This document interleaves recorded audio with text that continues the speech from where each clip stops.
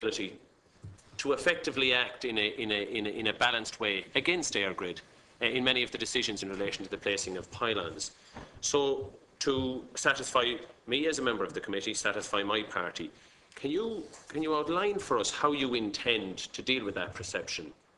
How you intend to remove yourself? You did say during your presentation that you wouldn't attend public hearings. Some might say that that's only the very sort of thin end of the wedge. It's the preparation of planning applications, it's the detailed work that goes on behind it.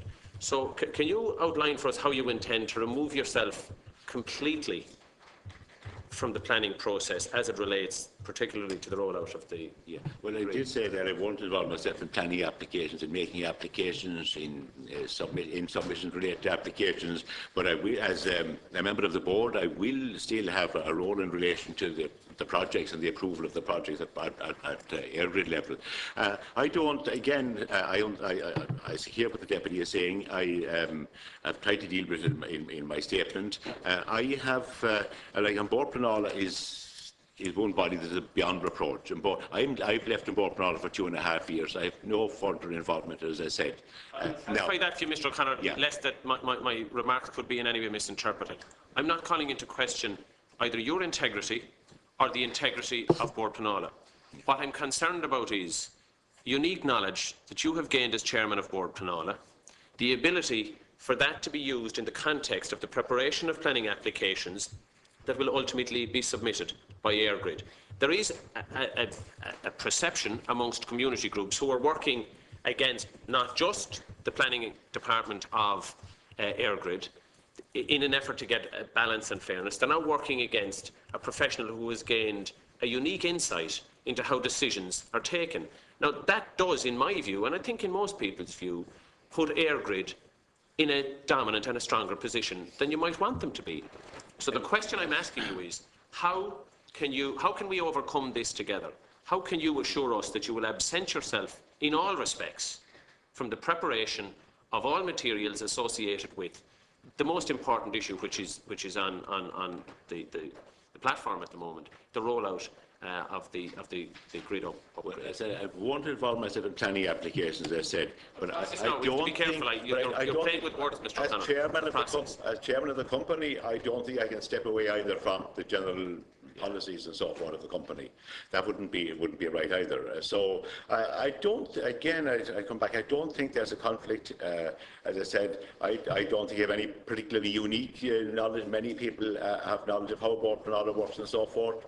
I have the chairman for 11 years, with respect, Mr. O'Connor. I mean, I've recognised you're a highly skilled professional individual. I don't accept that. But moving on then, the final point, Chairman. That needs to be made here. You did also say that you had unique regard for the protection of our heritage and the environment. The fact of the matter is, as chairman of Eirgrid, under company law, your fiduciary duty is to the company. And when it comes to the profit and loss of that particular entity, company law dictates in absolute terms your requirement to protect the financial interests of the company. So whilst on a personal basis you might have a view that the erection of a series of pylons impacts too negatively on the environment, and from an altruistic point of view you might say, I don't like that. Your fiduciary duty under company law requires you to look at what's in the best financial interests of Eirgrid.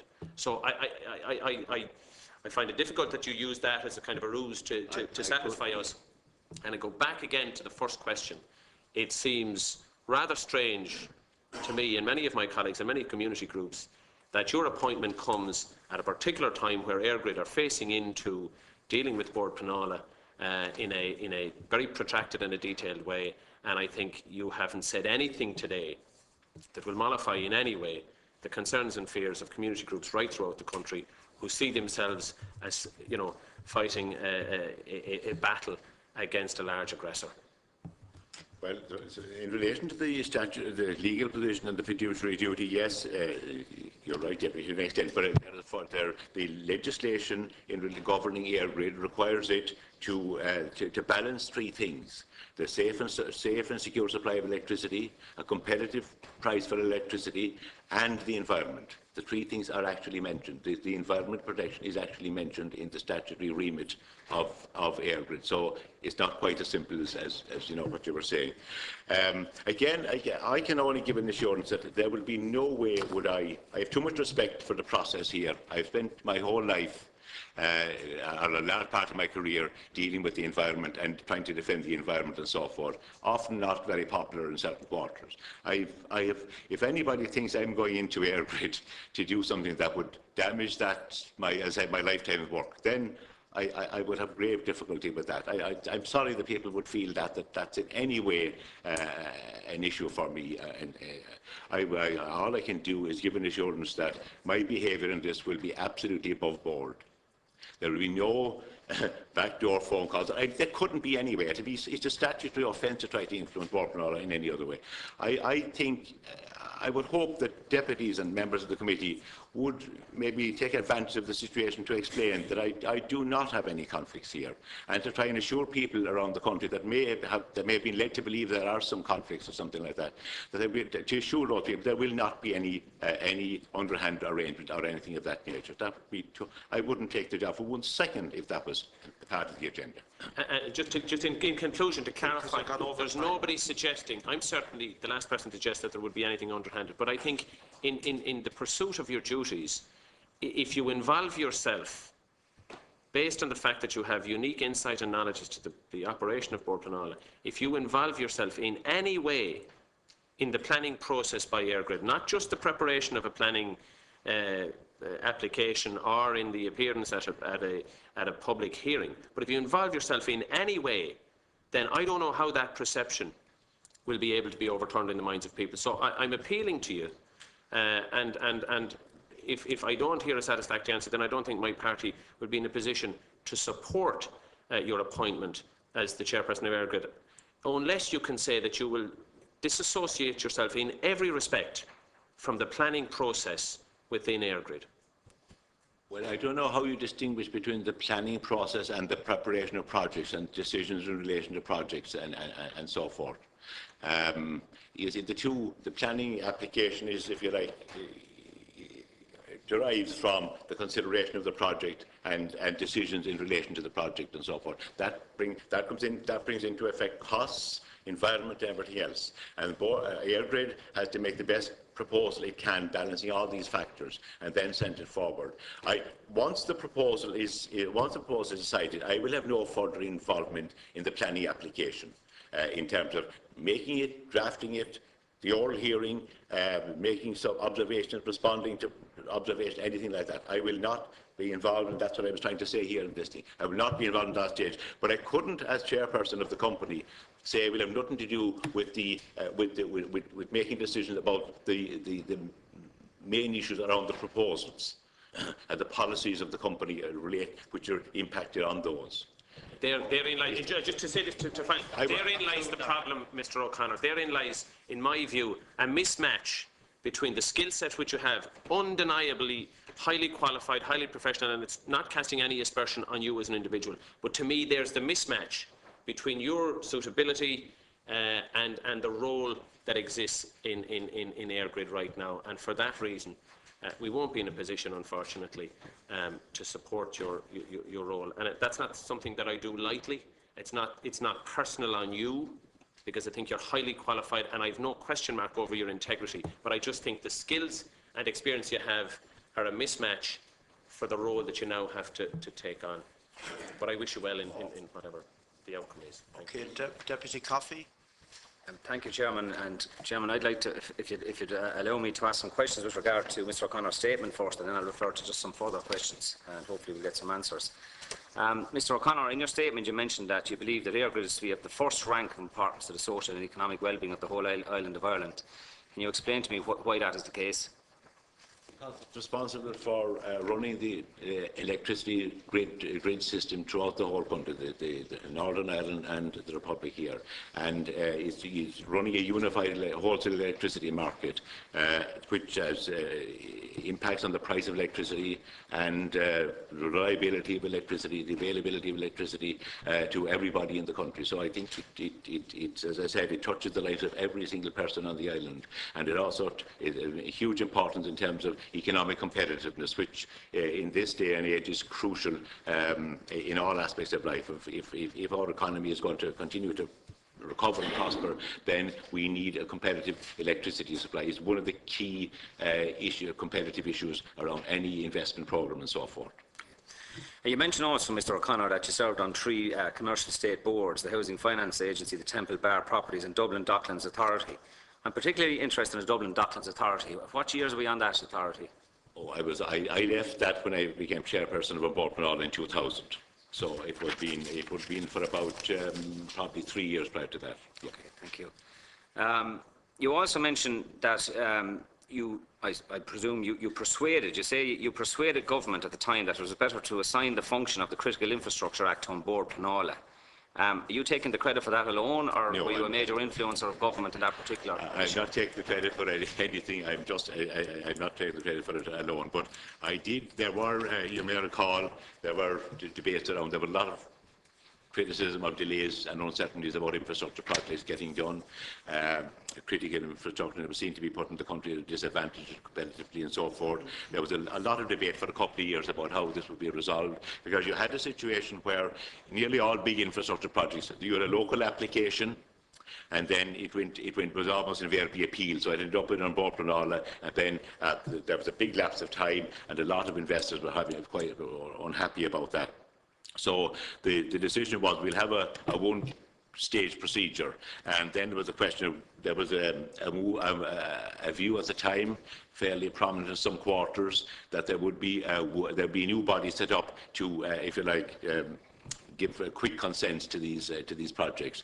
But at the time, I engaged with the minister at the time, and I was able to persuade him that it would be better to expand the role of Bord Pleanála and to assign that function to the board, and that the board would give reasonably quick decisions in relation to these projects. And I think that generally has happened by and large. I think you've portrayed that you have an exceptional link from the formation of the Critical Infrastructure Act through to rulings on Bord Pleanála, and now in your position on Eirgrid. I think that's an interesting link right through since its inception in 2006. One other quote from your statement: "I'm happy that my actions in the department and on Bord Pleanála is reflected in the decisions of that body during my period in the chair bears out my beliefs. That is in relation to your special interest and deep appreciation of the environment and the heritage." And that leads to my next question, and if I can elaborate. As chairman of Eirgrid, I'm sure you will agree, as in any corporate governance requirements, you would have to display exceptional competencies and expertise and leadership, and you've outlined that. Also competence with regard to good judgment. And I have some questions with regard. Initially, do you see that you've mentioned that there isn't any conflict of interest? Do you not see that there is a wide public concern, given your linkages to the formation of the critical infrastructure, to your position as chairman of Bord Pleanála, and now to your proposed position as chairman of Eirgrid, that there is a public concern there and a lack of confidence in that it could be a fair and independent process, given your linkages and your involvement back through those years? Essentially, what the public might say is you're turning from gamekeeper now into poacher. I didn't get the last. Yeah, in layman's terms, what it looks like to the public, it's you were the gamekeeper, you were the protector of the environment and the heritage. Now what people might argue is that you are now becoming the poacher as the chairman of Eirgrid, that's coming in with critical infrastructure applications that Bord Pleanála will decide. I don't think so, Deputy. I'd be very disappointed if that situation, that idea took hold. I'm not turning from a gamekeeper to a poacher, certainly not. And I would see part of my role here in Eirgrid is making sure that Eirgrid do these projects in a way that's environmentally sustainable and respects the heritage and so forth. I see that would be part of my role in Eirgrid, to make sure that the company proceeds on that basis, and with giving due weight to these very important considerations. But can you understand the concern of the public, why that's perceived even, given the linkages, as I said, going back to the inception of the Critical Infrastructure Act, and also your time on board Pleanála and now your proposed position? Can you not see why the public may think that, even though there might be no solid foundation? There certainly is no foundation for it. I would hope the public will, when they think about it, they will, understand that I've moved on, I'm in a different role, but that I'm still carrying with me the same values that I had all the time. I'm not going to leave these behind just because I was asked to take chairmanship of Eirgrid. Right. So you think it's a good judgment to take up the position, despite the wide public concern that's out there? Yeah, no, I want to finish now. I want to move on to my next part. As I said, I just want to elaborate further around the whole area of judgment, and it is important. Can I ask Mr O'Connor, as chairperson of board Pleanála, you dealt with a particular case that was of interest to me personally, and indeed the previous Environment Committee, and that was the County Kildare landfill case of Usk, where in a High Court ruling of 2006, ruled and said that they found the process within On Board Pleanála was unfair and displayed objective bias. You were the chairperson of On Board Pleanála at that time. Did that statement from the High Court in 2006 cause a particular problem for you? Well, actually I wasn't pleased with it, but in objective bias, and was based on it was based on the fact that On Board Pleanála had previously made a decision on the case, and the case came back before them and the board, and there was an element of that they considered by in the judgment that there was an element of pre-judgment involved, and that the board had already made a decision, and it came back to make a second decision on it, and there would be an element of pre-judgment involved. That's what that was. Yeah, it was objective bias. It wasn't actual bias. Yeah, but the High Court said, and I quote, it said it was unfair and displayed objective bias. That was On Board Pleanála, which was under your stewardship at that particular time. You mentioned in your statement as well earlier about the importance of decisiveness in a leadership role. Can decisiveness sometimes happen in the interest of expediency and at the expense of good judgment? Well, it shouldn't. I think, again, thinking as chairperson of a board like that, you have to be decisive. This is one of the qualities you have to bring to it. You have to bring matters to a conclusion at some stage, but you also have to make sure that all factors are weighed up and due consideration is given to all relevant issues. It certainly doesn't mean you rush to judgment or rush into decisions. It means you have to listen to views, take them all on board, and then proceed to make a decision. So you're balancing the need to take all issues into account and the need to move on and make decisions. Yeah, I'm going to finish on this, Chairman. I just want to finish. It's an important point with regard to the whole competency of judgment in a very senior role in a semi-state. And I just want to finish by saying your previous, I suppose, position with regard to that particular ruling of 2006 to more or less ignore that High Court ruling came back before the High Court in 2009. And again, it was overturned a second time. And the judge referred back to that. And I just want to quote what the judge said in 2009. I think it's important for the public record. In upholding the challenge by Usk and District Residents Association to the 2008 permission, Mr Justice McMenamin was strongly critical of the board's failure to adhere to those recommendations, describing as unfathomable the reasoning for its decision. It was remarkable that the board, a statutory body entrusted with the decision-making of national importance, when taking upon itself to ignore the spirit, if not the letter, of a High Court order, appeared not to have taken special care to ensure what it did was fair. That's what the judge said.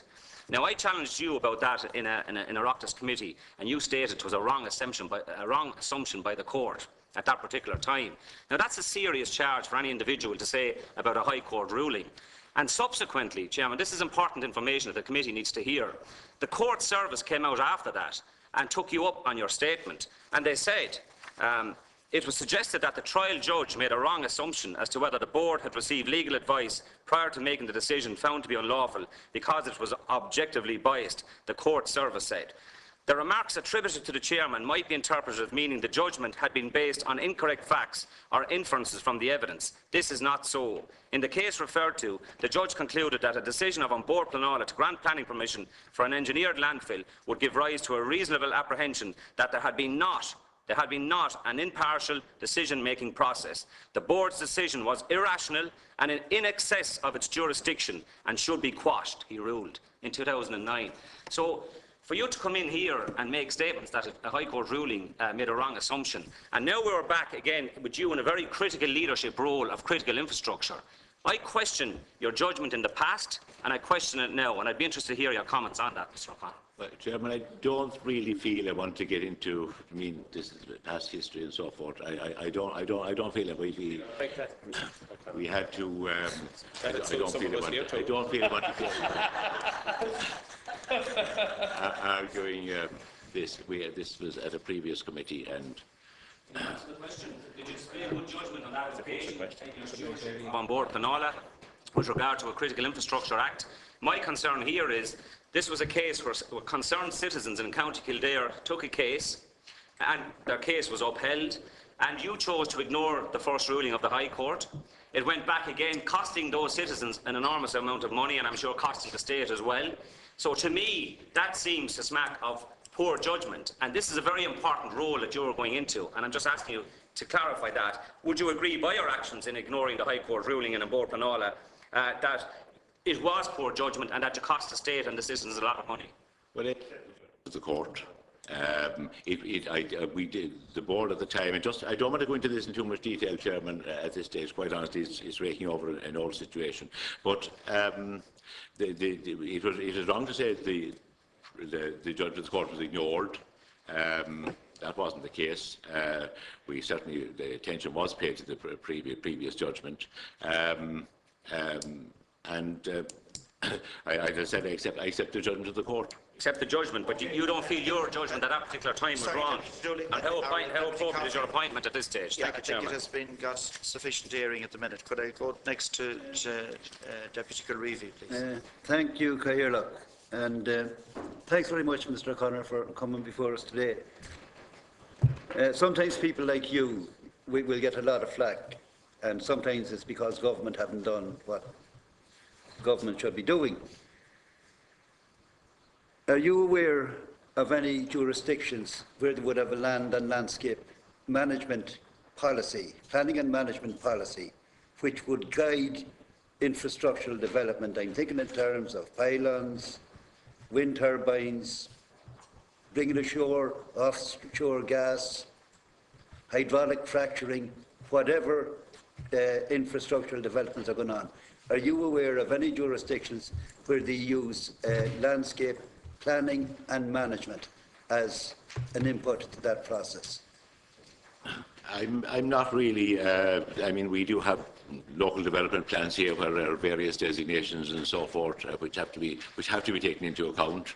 And for example, certainly in the preparation of these projects and planning applications, Eirgrid will have to take account of whatever designations there are in terms of landscapes, natural heritage, European directives and so forth. They all have to be taken into account in preparing a proposal, putting forward a planning application. There is no landscape plan for the country. It's been mentioned for a number of years, but it hasn't appeared yet. Would it help? I'm not aware of any country that has a comprehensive landscape policy to that extent that would answer all those questions, you know. Yeah. Do you think such a strategy would help or hinder infrastructural development? I think it would be helpful because it would provide an objective basis on which to judge, to make judgments against in relation to particular projects, and it would be helpful to people like Eirgrid and all these in terms of deciding on the proposals and detailing proposals. You mentioned in your submission there that you understand the critical importance of good public consultation. The feeling of people out there is that the most critical part of the public consultation is the decision whether to underground or overground. People feel, rightly or wrongly, that decision was made before the consultation. Well, rightly, I think, because in several statements it has been said these are going overground. What is the point of public consultation if that critical decision has been made in advance of the consultation? What's the point? Well, I'd agree with you, but I don't think. I mean, again, I don't know because I haven't been in the company, but I would certainly like to think that if the issue is raised, it'll have to be dealt with by the company before it makes its planning application. And how the company deals with that will depend on the manner in which it was raised and the issues that are behind it and so forth. So I would think that this is an issue that will have to be has to be looked at in the context of responding to the consultations.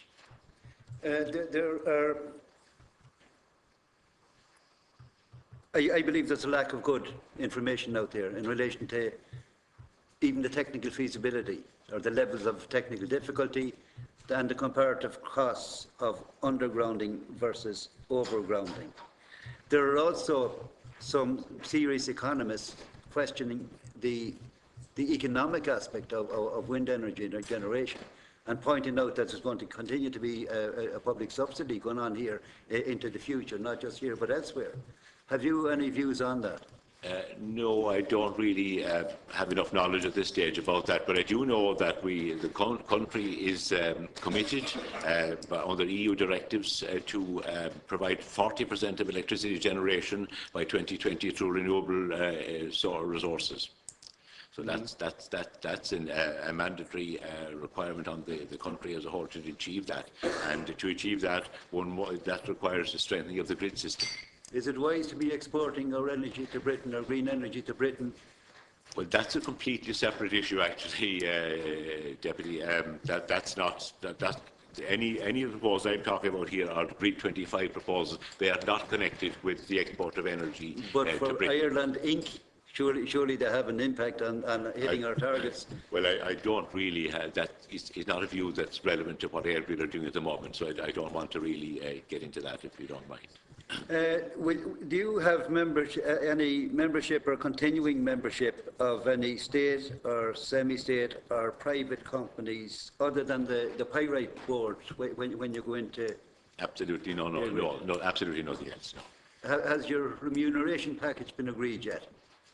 I haven't even discussed it in any shape or form. I haven't been told, and I haven't asked. You haven't asked yet what the? No. Yeah. Could you develop your views on small-scale renewable energy generation? Because I'm aware of a number of projects which did indicate that there was fairly exciting prospects for renewable energy, but the big killer was the cost of connecting to the national grid. It is just out of this question. And I know that the people who were trying to develop these projects did feel that they weren't being taken seriously, that small project generation was not been treated seriously, and that the state did not recognize or fully appreciate the potential benefit of small-scale generation to the wider national picture. Well, as I understand, yes, I think Eirgrid are anxious to do whatever they can. Now, the ESB distribution system also comes into play here, so it's rather complicated. But I know that Eirgrid, certainly from what I've heard, are very anxious to accommodate smaller generation and so forth, and that's going to be, I think, a bigger factor in the future. It is in some other countries already now. And they are trying to develop as best they can the technology. Technology in this area apparently is advancing very rapidly, and Eirgrid are doing everything they can to keep abreast of this technology and to develop it. And they have various, relationship with technology people and that sort of thing to do that. So yes, I think I'd be on the same wavelength as you are here in terms of doing whatever we can, and in terms of improving the grid and the distribution system to be able to take in small generation. Second last question, Chairman. People really get annoyed when self-evident truths are dismissed by spokespersons for energy companies. When a spokesperson comes on TV and says there's no evidence that a pylon beside a house reduces the market value of that house, that is a self-evident, it's nonsense.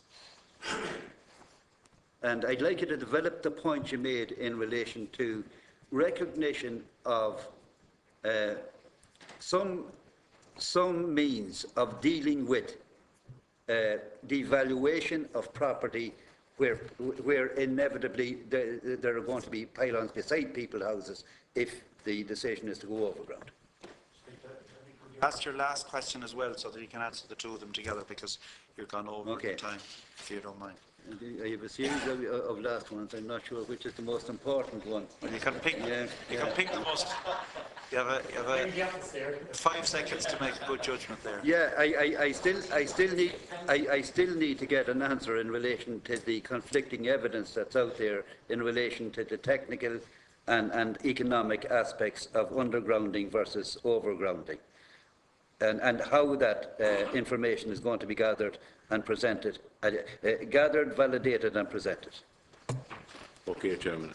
Mark, your point about market value, you say intuitively one would feel, I'd have to say yes, if a pile is put right beside a house or whatever, or very close to a house, it may affect the market value of it. I don't have any argument with your statement there. Ask your spokespersons not to be saying that there's no evidence that this happens. Well, because it undermines any I hear what you're saying. contribution that I hear what you're saying. In terms of devaluation, or this is something again that presumably is coming, it will come up in response to the Eirgrid will have to deal with in responding to the various issues that have been raised in the consultation process, and how they deal with this issue of devaluation or the impact on land and so forth. That's something that will have to be addressed. And again, I don't have the answers to how it will be addressed here, but I think it's something that will have to be addressed. Final point. Sorry, on the question of undergrounding, you raised the question of undergrounding. Again, a lot of studies have been done on that. It's raised in different ways in relation to different projects. I think it has to be, again, responded to transparently and with proper information in relation to each case in which it's raised and proposed. So again, this is something that can't be skirted over, it has to be addressed. Final point, and very briefly. You've heard that some people have concerns in relation to your previous role vis-à-vis your present role. Can the terms of reference be looked at? Sorry, that has been raised already. Yeah, but can there's so many others waiting. In an effort to be helpful, could I just ask, could the terms of reference of the post be looked at, to make sure that there is no potential for conflict? Obviously, if they're being looked at, it wouldn't be Mr. O'Connor that would be looking at them. So you've raised the point. So, but I just want to be fair to everybody else as well. Deputy Phelan. Yes, thank you, Chair. I suppose I won't go into very much into the appointment, but just to say that Mr. O'Connor's appointment wasn't greeted very well on the ground, because the public perception out there is that your appointment has now weighted Eirgrid against the community.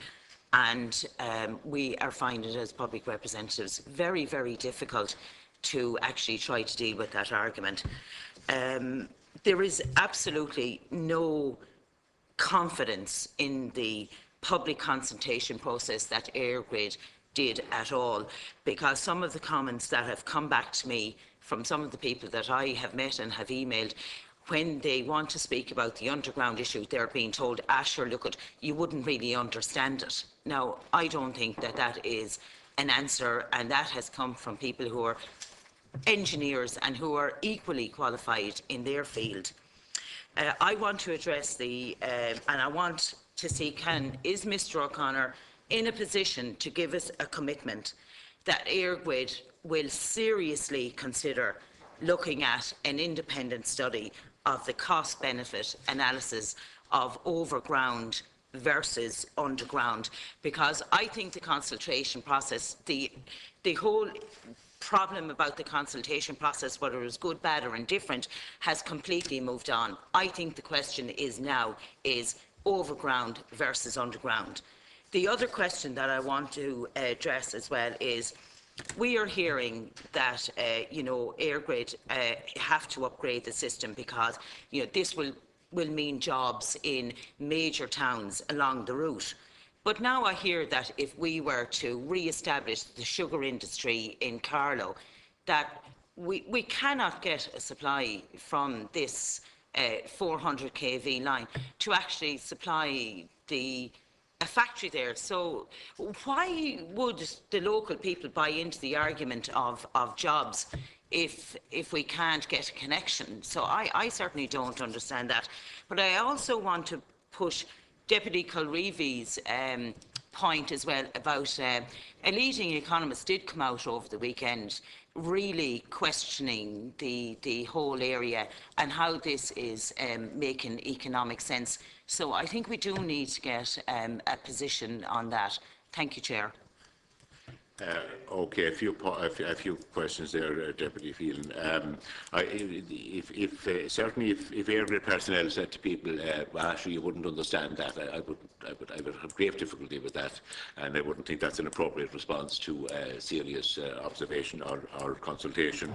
And if it did happen, certainly it would be something that if I take up the position, I will certainly be trying to make sure it isn't repeated, and that we have a more understanding and sympathetic approach to people who do go to the trouble of making submissions and communicating in the consultation process. Would Eirgrid consider an independent study of undergrounding? I certainly wouldn't rule it out. I think, as I said, this issue has been raised quite forcibly in the context of the consultation period. Eirgrid has to respond to that. It is quite possible that one of the responses would be something along the lines you're talking about. And can you address the issue about the jobs? I don't understand. As I understand things, this line is necessary to strengthen the supply line across the line from Cork to Waterford and on to Dublin, including Carlow and those sorts. So I'd be surprised if, I would have thought that this line is important in terms of ensuring an adequate power supply for areas along the line. Well, you see, this is the problem. You see that there is all this information out there, and the problem is that where a vacuum is created, you get misinformation. And sometimes, you know, a man convinced against his will is of the same opinion still.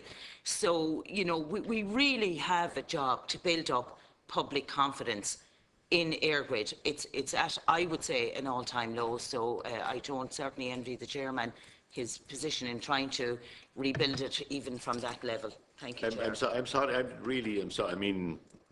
sorry to hear that. I certainly, if I go into the job, I will be certainly taking on board what you and others here are saying, and trying to see how we can rebuild it. That'll be part of my job. Jim McGrath.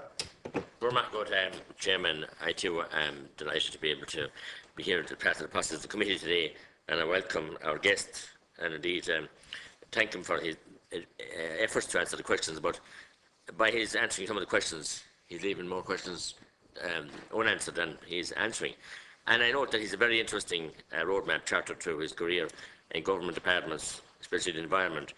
And he's, to quote himself, he says that he was pivotal, or he was able to persuade the government that it would be better to assign the functions of setting up a new strategic infrastructure consent body to Board Penala.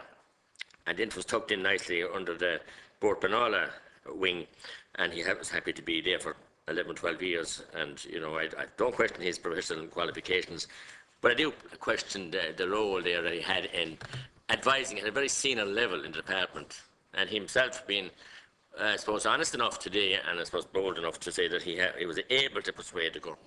So obviously a very influential person. He was able to persuade it in government to assign this function, when us lesser mortals have to apply to the county council and have to apply to, if we fail there, to Board Penala, and sometimes be aghast when we see several times the report from a Board Penala official who examined the file and looked at it on the ground, rejecting an opinion or recommending it, and the board turning that inspector's report upside down, exactly upside down. And he says he's the utmost confidence. I haven't the utmost confidence in Board Penala. I couldn't have, because they pay planners to go out and objectively look at the situation on the ground, and the reports are rubbished many of the time because the board decide to act in a certain way, and you were in charge of the board, so I level those charges at your good self in your previous role up to 2011. So now, looking forward to this situation, how can the people have faith out there in this process when we don't have that strategic infrastructure board, which would be separate from Board Penala? It's now under Board Penala. You know every nook and cranny in Board Penala, and God bless you for that. You spent your time in there. And what better person for Eirgrid to have to and you're saying that you've distanced yourself from the application, but if you are, there's no point taking up the job because you'll be getting paid for nothing. It's taxpayers' money that's going to be paying you, whatever role. So I think that it's, as I said, the local development plan, you said also that you did in Burpenola take into account the local development plan and European plans and strategic infrastructure, all these plans. But certainly in my own case in South Tipperary, where we zoned, when I was a member, parts of South Tipperary as designated not suitable for wind energy. And obviously then certain wind firms applied to your good selves in Burpenola and drove a court and forward to this under your stewardship, sir, and gave the planning, in spite of our county development plan. So I have no faith in what your replies to previous questions whatsoever. I said drove a court and forward through it and allowed for wind developments in Duella and the view of the Rock of Cashel and the substation against the express wishes of the county development plan of South Tipperary and many, many local residents. So we have a huge problem now moving on, as you said, if you take up this job because you don't know what to pay is or you haven't asked, and I'm glad that you're able to be in such a comfortable position at your stage in life. I would prefer, I'm not being ageist here, that would it be a younger man with an independent perspective on this extremely sensitive issue. You've had a good career through the public service. I think it's time that you were thinking about the green grass rather than going on to new fields. What is your opinion of the literally, and I hate using this word, but it happened on your spokesperson, or sorry, Eirgrid spokesperson, on RTE primetime preparatory lie, Mr. Sly, that Eirgrid had advertised in the Dungarvan Leader, which they clearly hadn't. He admitted afterwards in the studio he didn't, but that lie was put out over the airwaves to huge numbers of people. So there's no faith whatsoever in what the people in Eirgrid are going out in a sham token consultation, and they extended it last week. This week was the closing date. They extended it for 5 weeks to the 7th of January. The Taoiseach said in the Dáil to me last week when I welcomed that extension that the Minister instructed Eirgrid, but the previous week the Minister said he had nothing to do with Eirgrid. He couldn't interfere in any shape, make or form. So it suits them when they want to lie on one side of the bed or the other. But as I said, there's no faith in the process today. Untruths, spin, the whole issue of what Deputy Phelan said about connectivity to our town in Clonmel for our strategic infrastructure. Again, we were told this line wouldn't benefit whatsoever, couldn't be used. Just straight across our Golden Vale and straight across onto Wexford and across to John Bull's country to sort out their commitments under the Kyoto agreements for fossil fuel emissions and elsewhere. So it's a naked rape of what's happened to our countryside for big business again. And we've had enough of that. And you saw enough of it, and you were enough of bodies to stop a lot of the time too, and I don't know whether you did or not, over the years, Dublin, Ducks Authority and other places. So we have enough of this career civil servants and career other people plundering our country, and I don't think you're fit for the job. I'm opposing it, nothing personal, because it's supposed to become gamekeeper, whatever you like, a merry-go-round as far as I'm concerned in your career, nothing personal. You're from the south of the country like myself, but time you retired back there and maybe stood with the people instead of milking the system. Thank you. Sorry, Deputy McGrath, could I just say that any interview here is based on qualifications for the job, not on personal comments. Yes, I didn't question qualifications. I think there was a number of comments made, and I'd remind for everybody that it needs to be on the qualifications, not on one's Systematic and repeated. Well said. Not on Spot on. age or anything else. So I'd like to. That's. Can I get a reply? Yes, Once you can get a reply, I'm making that comment because I think it's important that anyone can be has been challenged on qualifications and conflicts of interest and all of that, and that's fair enough. But what isn't challengeable here is anybody's age or anything else. People have to ask those questions. Okay, what am I here for? I talk to Dáil. I'm a mission of the people. So I'd ask Mr. O'Connor to come back to your question. A mission of the people in here. Can you ever get that, Chairman? I've said people have been trying on in this area. Could I just say to the Deputy for a start, I didn't actually seek the job. I was sent, as I explained earlier on. I was, well, it was certainly implied. It was certainly implied in your comment that I sought the job or whatever. On the question of consultation, again, I'm disappointed that your view of the consultation is such. It's something I wasn't there at the time, but I certainly will take on board what's said, and if I'm confirmed in this job, I will be following up on that in terms of the procedures Eirgrid adopts in relation to consultation, its attitude, its training of people and everything like that. That will all be reviewed as far as I'd be concerned, bearing in mind the comments that come from the feedback from the consultation for future reference. Just one brief. I mean, I got no answers, obviously, and some of them weren't obviously questions, but he just made an alarming statement there that he wasn't aware, he wasn't involved. Surely when he was asked by the Minister to take up this role, he would have troubled himself to inquire what was going on. There's no point coming in saying that he wasn't aware of what went on in consultation. He's asked to do this very responsible job. Surely he didn't ask for the job, he didn't ask about remuneration, I accept that he doesn't need it maybe, but, or won't maybe take it, but he's surely entitled to brief himself at such a public role, and and find out what the role was. Or are we gone to that now? You just take jobs without even considering, because we know this is going to happen anyway. It's been decided. It's very recently since I was asked to do this thing. I haven't had the opportunity to go into what was in the Dungarvan Observer or whatever to it, So I have done a certain amount of preparation and so forth so far as I could in the time available. But I couldn't really be answered with what happened in Dungarvan or whatever, anything like that, that sort of detail at this stage. Later on, if I take up the job and I go back into the committee, I'd be glad to deal with those sort of details when I have accountability for them. Just briefly, Chairman, briefly, I wasn't asking about Dungarvan. I was just asking about his inquiring as to the role he was taking over as CEO of Eirgrid and what their functions were. That's what I'm talking about, not about the Dungarvan Observer. Chairperson. Sorry. Chairperson, sorry. Okay, could we... Deputy Dunn. Thanks, Chairman. Just following on from the previous two speakers, and can I thank Mr O'Connor for coming in, first of all. In the event that you were chairman of Eirgrid, Mr O'Connor, what would you deem to be appropriate action for the chairman of Eirgrid to take if revelations came to light, for instance, that a consultation process was a sham? Well, I'd have to review what happened and see what. Obviously, we'll have to go into detail, get feedback on it, and see how that would be reflected in whether you go back to reopen the consultation or whatever. That's something that you would have to consider. But we certainly, let's say, I'd be determined to make sure that there was a proper consultation and that there was a proper.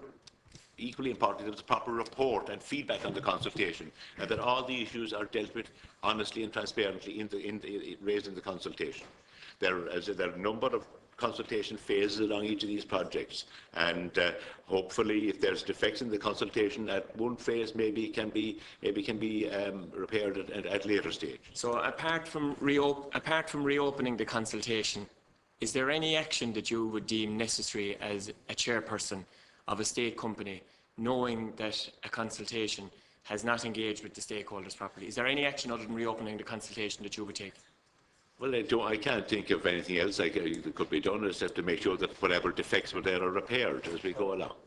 Would you not, from your previous experiences, deem, for instance, that the ultimate deciding person, the chief executive operating officer, or a person at that level, would you not believe that they should have at least to be held to account for what... I'm not from the areas affected, but I sat through all of the committee proceedings in relation to this issue. And I have to say that from a state company's point of view, I mean, it's cringeworthy listening to what the people from the affected areas had to say. And do you not think that the current chairperson and the current CEO has a case to answer in terms of what they've done in this? No, because I haven't the detailed information, and I haven't gone into it in detail enough yet just to be able to say that. I have to say, the chief executive is coming before this committee tomorrow, I believe, and maybe he will answer some of the details there.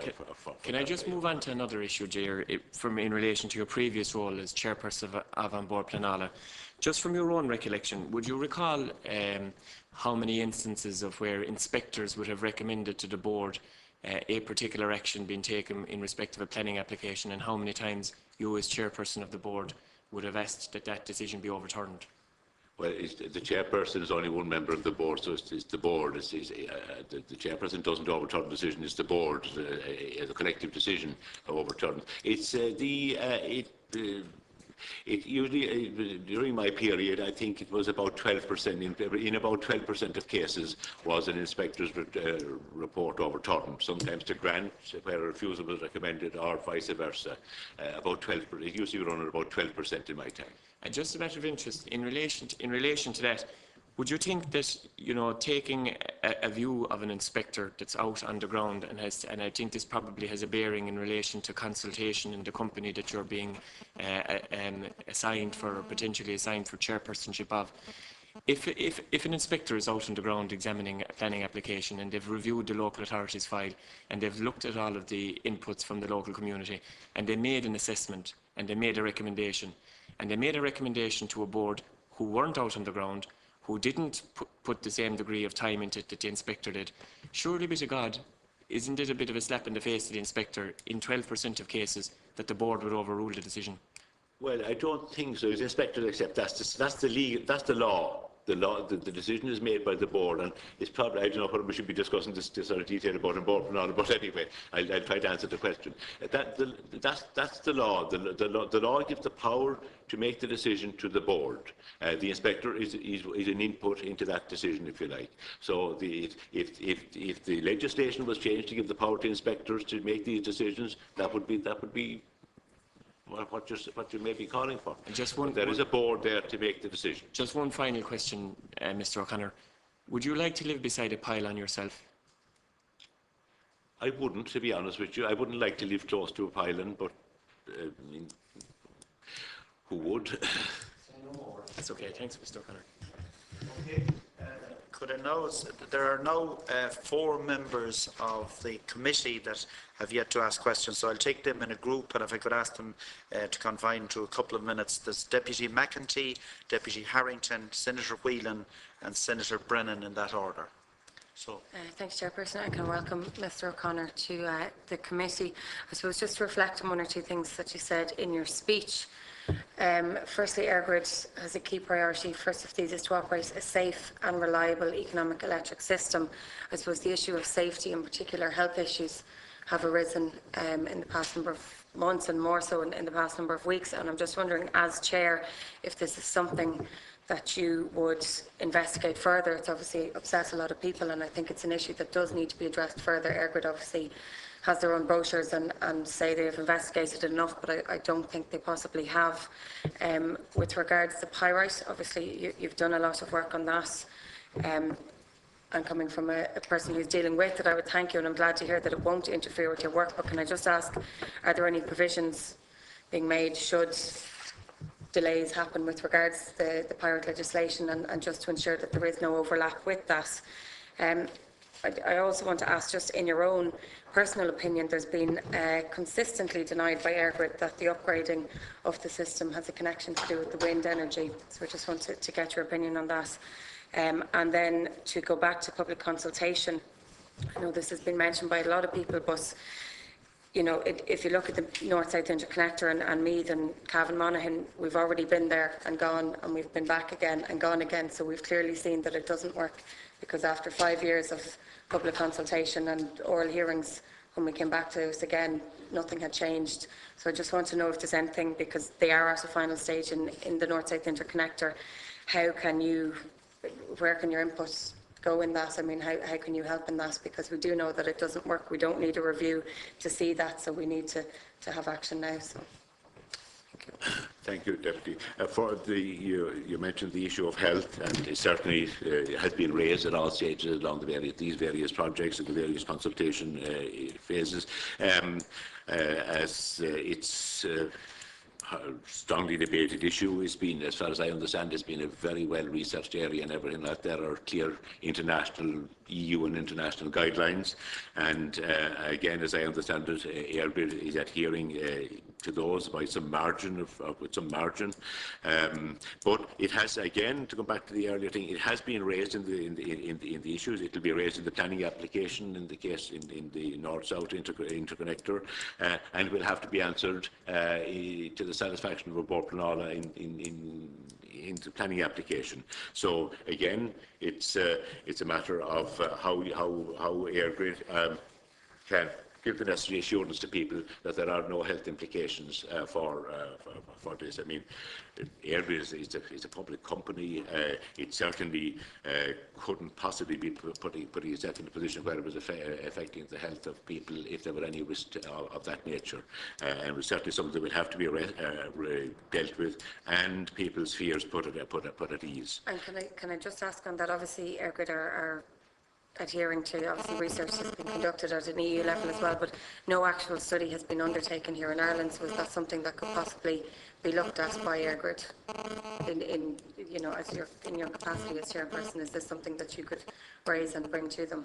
Well, I think at the moment there's some uncertainty as to the actual, with the proper government authority to rule on this issue. At present, I think it's in a state of, if you like, flux, if I can put it that way, and that's something certainly I think Eirgrid and I would like to see resolved, so that there's a clear accountability here and a clear responsibility resting with somebody to give definitive rulings in relation to the health issue and the non-ionising radiation. Deputy McEnany mentioned the pyrite. As you know, Deputy, I've been putting quite a lot of effort into the pyrite thing over the past number of months throughout this year, actually. Regretfully, it's been a bit slower in coming to fruition than I would have certainly liked. The legislation, I know, is being worked on actively at the moment, and I understand that Minister Hogan is pretty close to bringing it forward. That will give us then the framework from which to go ahead and start accepting applications from people whose homes have been affected by pyrite, with a view to getting them remediated next year. Okay. There's some phone interference. On the wind energy, there was just one other point Deputy McEnany raised about wind energy. She was wondering and mentioned, well, certainly the Grid 25, these projects are, Grid 25, some of these projects are certainly closely related with the wind energy and the mandatory requirement in the country to meet the 40% target by 2020. But just to be clear for you, the project for the export of wind energy, that has nothing to do with the Grid 25 proposals. These are, the Grid 25 are for the all-island situation. Okay, Deputy Harrington. Yeah, thank you very much, Chairman. Again, just to welcome Mr. O'Connor, and I think we're the only, that I know of, the only two Corkmen in the room, so that's nearly always unusual. There's more of us. Mr. O'Connor, you might expand, just looking at the appointment, and it's just on your previous experiences in the Department of the Environment, particularly, first of all, in planning. It's a hugely significant part of planning now, and the development plans, whether they're local authority or regional, or the spatial strategy, effective and meaningful consultation. And, if you go back generations, it may not have been such a key issue, but you might confirm that as part of your tenure in the planning section of environment, I note in your statement that you put forward much innovative measures on policy and consultation. You might expand on how that could be improved from what you've heard about how the Eirgrid situation is and what seems to be less than meaningful consultation with stakeholders and with the communities. And I'm talking about when a community or an individual does consult with the process, it's not just that they're noted, and it's not just that they're listened to, but that there is a reaction, whether it is written, that they're responded to in terms of consultation. You also made a point in your opening statement in your term on how you had a part to play in bringing in innovative policies, new policies in terms, and in contract social segregation and housing, reform of building society legislation, the modernisation and consolidation of planning, space strategy and water legislation. Would that also include, for example, technological innovations? And again, where you have a technology in 2013 that might change by the time a project comes to commission in 2016 or 2017, that you would use the role that you have to use that innovation and to force or to drive the Eirgrid, for example, that the most up-to-date technological advances could be used in terms, and we know what they're saying here in terms of undergrounding cables, for example, and we've listened to some of the resistance to that. Finally, Chairman, I do note that in your statement that, and what you said in reason, you were asked to become the chairperson of the board, and I'd say you must feel now maybe you've accepted a hospital pass from the department on this one. But I do have a concern. I would like you might eliminate this concern. The current Secretary General of the department previously held a position that you've also held within the Department of the Environment. That was the Assistant Secretary of Water Services. You might deal with a concern that I have in terms of your tenure versus that individual's tenure within the department, whether you knew him or worked with him or professionally in the department, what the relationship was, or whether in fact he reported to your section, just to eliminate